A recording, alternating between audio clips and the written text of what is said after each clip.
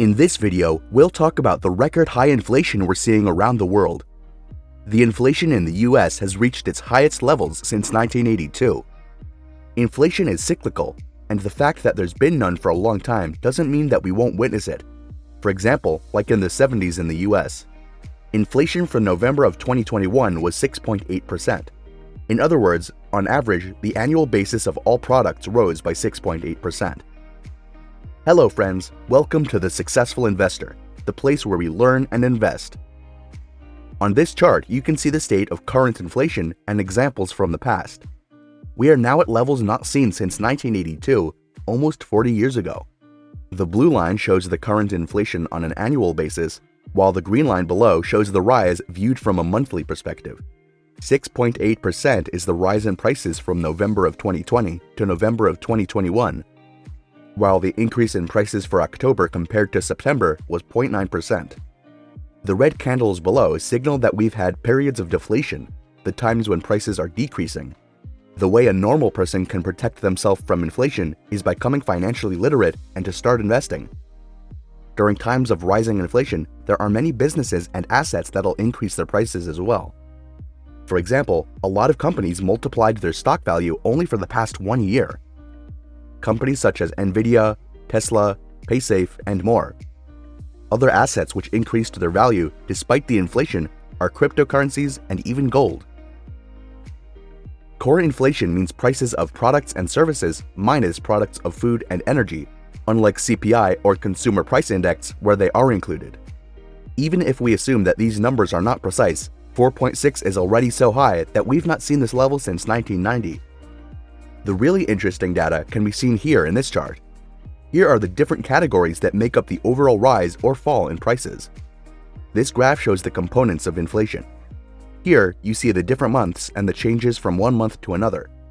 For example, the top shows the average increase, but on all items in April, it was 0.8%. This means the average price increase in April compared to March was 0.8%. The average prices for May rose by 0.6% compared to April, and so on. This column here shows the average rise or fall in prices for the last 1 year. Overall, we see that food has risen by 5.3% in 1 year. The most striking increases can be observed in the energy sector. The average increase for the whole sector is 30%. Yes, that's right, 30% in 1 year. On top of that, US is entering its cold months. People who live in places that experience cold winter months will have bigger bills for their energy costs. Car fuel has risen by 59.1% for the last 1 year. The reality is that the high prices of energy and fuel are sooner or later passed on to all people. Transportation is needed for almost every business and undertaking. This increase in fuel prices is reflected in higher costs for companies. These costs are often transferred to customers. How does this work? Well, it's very simple.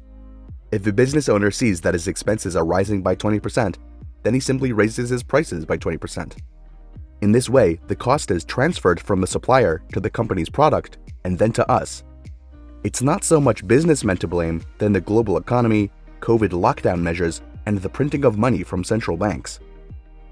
Another interesting thing is that according to the United States government, rent rose by 3.5% in the last year.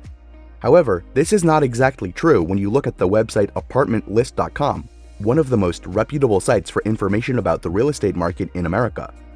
In this graph, you can see what the expected increase in rental prices was compared to the actual increase. The dotted line shows the expected rise. According to data from apartmentlist.com, the increase in rents only for the period January through October was 16.4%. This is only for a period of 10 months, while according to the United States government, the increase is 3.5%. There are many places where the rise for rents is over 35% for this year alone. In blue, you can see the regions where the prices have fallen. As you can see, there are almost no places where the price of rent has fallen. In this graph, you can see the cities that are experiencing the strongest increase in rents. The first is Tampa, with 36% growth. The next 4 cities are Gilbert, Glendale, Mesa, and Chandler, and they again have about a 35% increase in rent. The graph that most clearly shows the severity of the problem is this graph. It shows the monthly price increases. As can be seen, absolutely every month in 2021 experienced an increase in rents. For a long time, the monthly increase was over 2.5%.